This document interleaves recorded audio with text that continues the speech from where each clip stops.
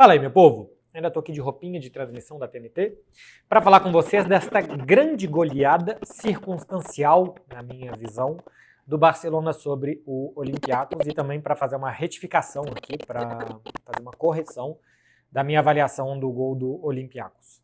Enfim, eu não achava que seria um jogo fácil, porque se a gente vê o que o Barcelona fez contra o Sevilla e contra o Girona, que são dois times da parte de baixo do Campeonato Espanhol, são dois times modestos hoje, claro que com uma história muito diferente, Sevilla e Girona do Campeonato Espanhol, era normal que o Barcelona sofresse contra um time muito físico, muito intenso, muito rápido na frente, como é o Olympiacos.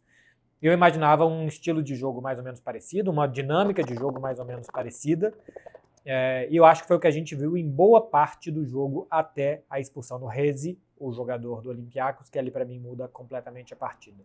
No primeiro tempo, o Barcelona tem lampejos do Barça da temporada passada e nesse momento, tirando que tem um clássico daqui a 5 dias, eu não me preocuparia com o nível do time, porque eu acho que o Barcelona precisa recuperar fisicamente alguns jogadores e precisa este time também fisicamente melhorar. Começa a temporada passada muito forte, era até uma intenção do Barcelona começar fisicamente voando a temporada passada para conseguir resultados imediatos e com isso apagar a má sensação deixada pelo time do Xavi na temporada 23-24. Depois o time tem uma queda física, ganha 1 de 8 rodadas do Campeonato Espanhol, por exemplo, e chega a ficar 7 pontos atrás do Atlético de Madrid, 7 pontos atrás do Real Madrid, 6 pontos atrás do Atlético, quando a gente termina o ano de 2024. Esse ano tende a ser um pouco mais equilibrado, sem altos e baixos físicos. Acontece que a gente está em um barrão, né? Assim, está numa baixa física do Barcelona. Em vários momentos do primeiro tempo, o time parecia bem menos intenso, com menos capacidade de correr do que o Olympiacos, e isso para mim é muito preocupante a curto prazo, pensando no jogo contra o Real Madrid há 5 dias. Mas ainda tem lampejos daquele Barça. A capacidade do Baldé de sair da pressão conduzindo bola em diagonal é ótima. Por exemplo, o Nuno Mendes está fazendo isso muito bem no PSG e é o melhor lateral esquerdo do mundo hoje. Fez isso contra o Barça, né? No lance que acarreta o gol de empate do Paris Saint-Germain. E no segundo gol, a pressão do Pedri para recuperar a bola, a pressão do Barcelona, que combina com o Pedri dando um carrinho para recuperar a bola, e sai o segundo gol do Firmino. Nessas duas jogadas, a primeira do Baldé faz com que o Barcelona tenha tempo para correr, Firmino faz o passe para o Lamine, que depois da disputa com o goleiro e com o zagueiro, o Firmino marca de pé esquerdo. O segundo gol é de novo do Firmino de pé esquerdo, é um jogador destro e que usa muito o pé esquerdo para finalizar. Eu acho que o terceiro gol é de pé direito, né, do Firmino. Senão teriam sido os 3, com o pé que não é o bom dele. O Firmino tem algo que eu gosto muito, que é, primeiro, a intensidade dele, a agressividade que ele tem para recuperar e a agressividade que ele tem com a bola nos pés. Firmino não é um meio-campista de controle, não é um meio-campista de acalmar o jogo. O Firmino é sempre alguém que visa o gol adversário. E essa agressividade dele, inclusive, para finalizar, é um meio-campista que busca finalizações muito mais do que preparar a jogada para os outros. Eu acho que é algo muito positivo para um Barcelona que é sempre tão montado para ter bons jogadores de passe e que não é um time, muitas vezes, muito agressivo. Este Barcelona atual até é, com Lamine, com Rafinha, mas a gente pega o Barcelona muito mais de Pedris do que de Firmins, né? Muito mais jogadores de passe do que de finalização. Então acho que ele é bastante premiado com 2 gols de perna esquerda no primeiro tempo, porque é um cara que tem esse instinto pelo gol, que é muito importante. Segundo tempo volta, vem o gol do Olympiacos. Eu falei na transmissão que não há vantagem em pênalti, e normalmente os árbitros apitam antes de que a jogada se conclua, quando há um pênalti, porque você imagina que exista uma penalidade, mas os caras continuam dentro da área, um lance perigoso e não dá em nada. Você troca o pênalti por uma jogada que não dá em nada.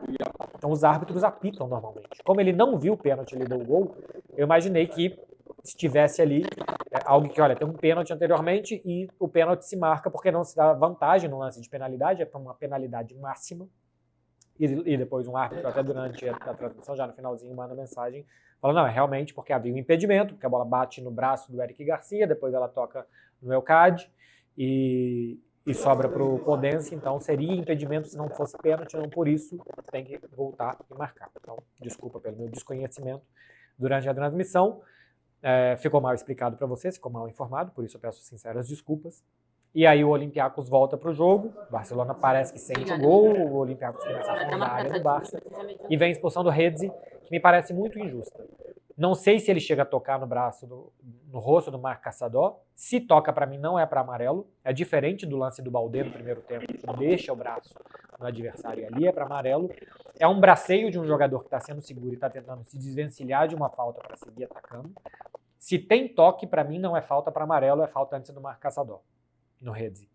Ele é expulso, o jogo muda completamente, o Barcelona fica com um jogador a mais. Tem o pênalti em cima do Rashford, que o goleiro tenta recolher o braço numa jogada que ele já tinha visto que a bola ia sair. Tem o choque, o pênalti é marcável, eu não marcaria, porque eu acho que o goleiro tenta não tocar no Rashford e depois tem um choque de dois jogadores com a bola já não estando mais em disputa. Tenho a sensação que o árbitro interpreta a mesma coisa e que o VAR chama ele para reinterpretar o lance. Talvez o árbitro não tenha visto toque do goleiro em cima do Rashford, por isso o VAR chama para observar e fala, olha, realmente tem toque, vem ver se é toque de pênalti ou não. Eu não marcaria. O árbitro, depois da revisão de vídeo, marcou. E aí o jogo muda completamente. O Barcelona faz o terceiro gol, fica com um jogador a mais, o Olympiacos, é claro, que abaixa os braços, e o Barcelona, a partir daí, se sente confiante, se sente mais feliz, mais leve, e depois faz mais 3 gols. É premiado o Firmino com os 3 gols marcados, eu acho que o primeiro hat-trick da carreira do Firmino, né? Eu acho que é o primeiro hat-trick dele no Barcelona. Não sei se pelo Linares antes, ele tinha feito 3 gols em algum jogo, era a terceira divisão, então assim, na Elite é o primeiro hat-trick do Fermín Lopes. O Rashford eu acho que é premiado com 2 gols, os 2 últimos gols do jogo, né? Normalmente são os gols mais fáceis, com o adversário já mais cansado. Mas é um cara que realmente é premiado, porque vem jogando bem, vem se esforçando bastante, eu acho que se adaptou rapidamente ao Barcelona. É um cara que eu acho que vai ser útil durante toda a temporada, porque daqui a pouco pode ser que volta Rafinha, volta Ferran, que ele saia do time, mas vai estar sempre entrando, especialmente numa temporada que os jogadores do Barcelona não estão tendo continuidade física dentro de campo. Tem um cara que pode jogar em várias posições ali, é muito importante. Também acho que o Ronnie Bardghji entra muito bem, de novo insinuante, de novo querendo fazer fumaça para cima da defesa adversária, faz uma grande jogada no gol do Firmino. E eu acho que ele precisa disso. Ele não pode ser um pontinha de dar continuidade no jogo. Lado para trás, ele precisa ter esse atrevimento que, por exemplo, o Dro mostrou. Né? A gente viu o Tony Fernandes no final de semana fora completamente de posição, muito mais tímido do que o Dro, que deu passe de calcanhar para o Baldé, que conseguiu conduzir muito bem a bola e tocar no tempo certo para o Firmino fazer o segundo gol do Barcelona na partida. Gostei do jogo do Dro. É remendo, né? É remendo nesse momento da temporada colocar os garotos que têm... Ele tinha 45 minutos no futebol profissional do Barcelona, com 17 anos, e coloca ele para jogar um jogo de Liga dos Campeões. Mas é o que o Hans Flick precisa fazer com tantas baixas no setor ofensivo. Eu não gostei do Lamine Yamal, não gostei da postura do Lamine, principalmente. Depois que ele faz o gol, eu acho que ele se solta um pouco mais, ele fica um pouco mais tranquilo. Mas me pareceu, eu não sei se era algo de confiança, que como ele teve o problema do pubis, ele não está confiante, ele talvez esteja com dor, ele esteja com medo de outra recaída, ele esteja com um pouco de incômodo nos movimentos, pode ser tudo isso. Mas eu também acho que pode ser centro de várias polêmicas, de várias fofocas, porque polêmica mesmo não sei onde que tem. Centro de várias fofocas, que claro que pesa na cabeça de um garoto de 18 anos, que já tem 2 anos convivendo com muita gente falando dele o tempo inteiro. Não tem como ser diferente, é o pacote futebol. Colocam ele como o rei do futebol possível, o melhor do mundo. E também vem esse tipo de fofoca. Acho muito difícil que não venha acompanhado uma coisa da outra. E eu acho que nesse momento ele parece estar sentindo. Me pareceu braços baixos, ombros baixos, me pareceu desinteressado do jogo algumas vezes. E não pode ser assim. Ele tem que jogar para o time, não só para ele. Tem que ajudar os companheiros, tem que jogar sem bola. Tem que se esforçar muito. Ele não ganhou absolutamente nada ainda, alguns títulos coletivos, e ele é uma grande promessa que já joga como uma realidade, mas ele é uma promessa de jogador por muito tempo. É normal também que um garoto oscile, que daqui a pouco ele chegue no equilíbrio, mas eu não gostei da postura do Lamine, tá? Não gostei do comportamento corporal do Lamine Yamal nesse jogo. Imagino que contra o Real Madrid vai ser completamente diferente, que ele vai estar eletrizado para jogar contra o Real Madrid, assim como acho que estava contra o Paris Saint-Germain até ele começar a sentir as dores no pubis. Pode ser só físico e mental, ou pode ser comportamental. Eu não sei. Eu sei que eu não gostei do jogo dele. Não gostei de como ele se movimentou, de como ele pediu bola, de como ele encarou os adversários. O fato é que eu não gostei do jogo dele. E me parece que tinha algo de interesse dele ali, que, como avalio pelo menos, que eu não gostei especialmente. Uma grande goleada. Barcelona não perde jogadores por lesão.